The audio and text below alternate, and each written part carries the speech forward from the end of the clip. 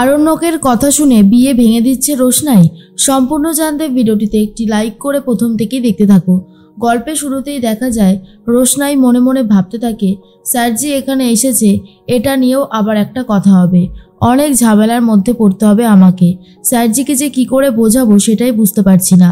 তখনই আরণ্যক বলে, রোশনাই এখনও সময় আছে, ভাবো, এটাই সেই সময়। তুমি যদি এখন ভাবতে না পারো আর কোনোদিনও ভাবতে পারবে না।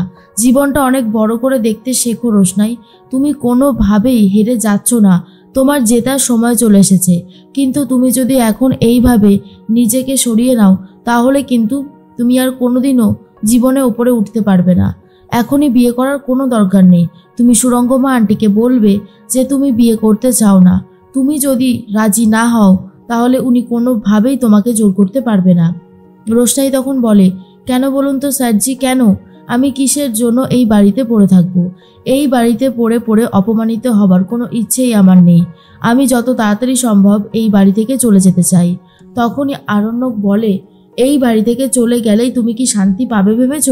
যদি সেই ছেলেটা খারাপ হয় তাহলে তোমাকে সে অতিষ্ঠ করে ছেড়ে দেবে, তুমি কিন্তু শান্তি পাবে না। তোমাকে বারবার করে বলছি, এখনো জীবন অনেক বাকি আছে। তুমি যদি এরকম করে হাল ছেড়ে দাও আর কিচ্ছু করে উঠতে পারবে না।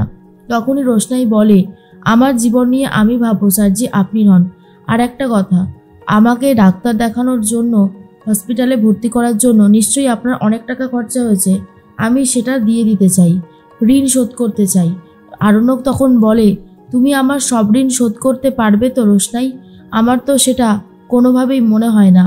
আমি আজ পর্যন্ত যা যা করেছি তোমার জন্য, সেই ঋণ শোধ করা কি আর এতটাই সহজ ব্যাপার বলো? রোশনাই তখন বলে, স্যারজি আপনিই তো আমাকে টাকা ইনকাম করার সুযোগটা করে দিয়েছিলেন, আর এইটুকু আমি আপনার জন্য করতে পারবো না, সেটা কি হয় কখনো? আমি আপনার জন্য মন থেকে কিছু করতে চাইছি আর আপনি সেটা মেনে নিতে পারছেন না, এরকম বললে কি করে হয়? তার মধ্যেই আরণ্যক তখন বলে, শোনো রোশনাই, আমি কিছু চাই না, আমি শুধু এটাই চাই যে তুমি ভালো থাকো, তুমি একটা নর্মাল জীবন লিড করো যেখানে তোমার জীবনে শান্তি আসবে। তুমি অনেক স্ট্রাগল করেছো, আজকে স্ট্রাগল করে করে এখানে এসেছো, তোমার জীবনটা একটু শান্তি দরকার। কিন্তু বিয়ে করলেই যে তুমি শান্তিতে থাকবে তেমনটা কিন্তু নয়। তোমাকে ওই জন্যই বারবার করে ওয়ার্নিং দিচ্ছি। এরপর তোমার ইচ্ছা তুমি কি করবে আর কি করবে না। অন্যদিকে ছোটু সব জায়গায় ঘুরতে শুরু করে, কিন্তু কোনো স্কুলেই ঢুকতে পারছে না ভেতরে।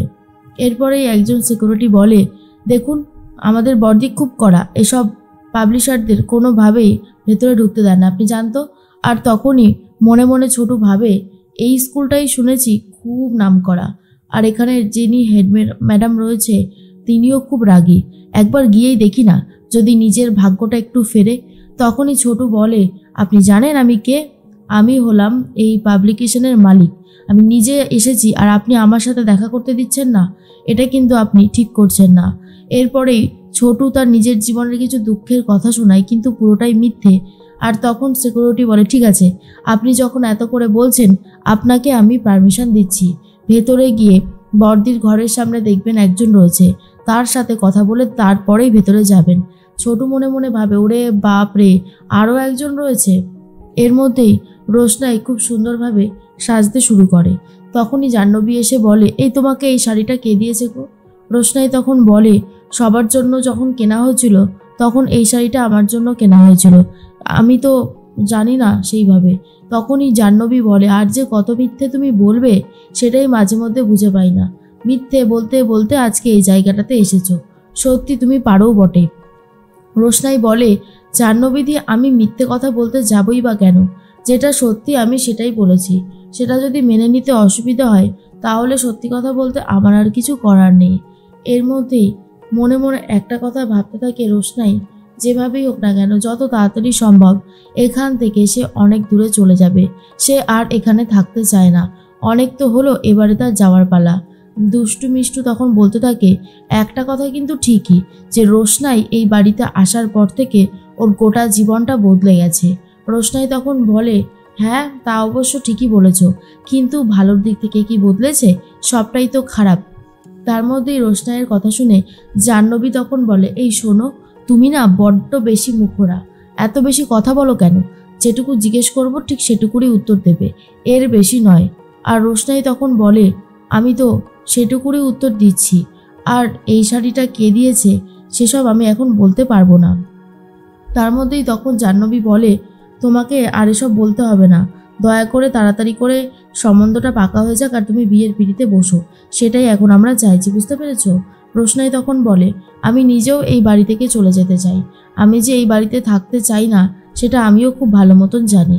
এর মধ্যেই ছোটু তো চলে গেছে সেই স্কুলের ভেতরে, বড়দির ঘরে ঢুকতে যাবে তখনই আটকে দেয় আর বলে, কি ব্যাপার, কে আপনি? তখন ছোটু তার নিজের পরিচয় দেয় আর বলে, এই অর্ডারটা না পেলে আমার বাচ্চাগুলো না খেতে পেয়ে মরে যাবে, আমার অনেক কটা বাচ্চা। জিজ্ঞেস করে কটা বাচ্চা, ছোটু তখন বলে 1/2 ডজন, আর একটা আসছে।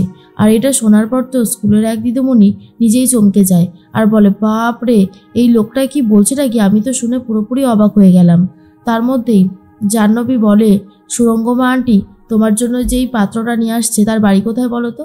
তার বাড়ি হচ্ছে বেনারসেই, সে এখানে থাকে কাজের সূত্রে, আশা করি তোমার ভালোই হবে, তোমার খারাপ কিছু হবে না। তখনই রোশনাই বলে, সুরঙ্গমা আন্টি যখন নিজে এই সম্বন্ধটা নিয়ে আসছে তখন ভালো হবে, আমিও সেটাই মানতে শুরু করেছি। এরপর যা আছে আমার কপালে আছে, আমি আর ওসব নিয়ে কোনো অভিযোগ করব না। জাহ্নবী তখন বলে, অভিযোগ করেও তো খুব একটা লাভ নেই, তাই না?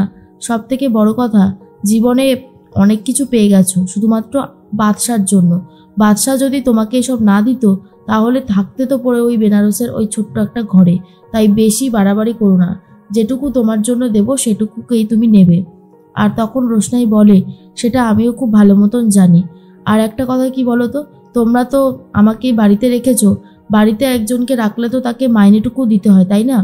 এরপরেই জাহ্নবী বলে, মাইনেটুকু দিতে হয় তোমাকে, যে আমরা 3 বেলা খাওয়া পড়া দিচ্ছি, থাকতে দিচ্ছি।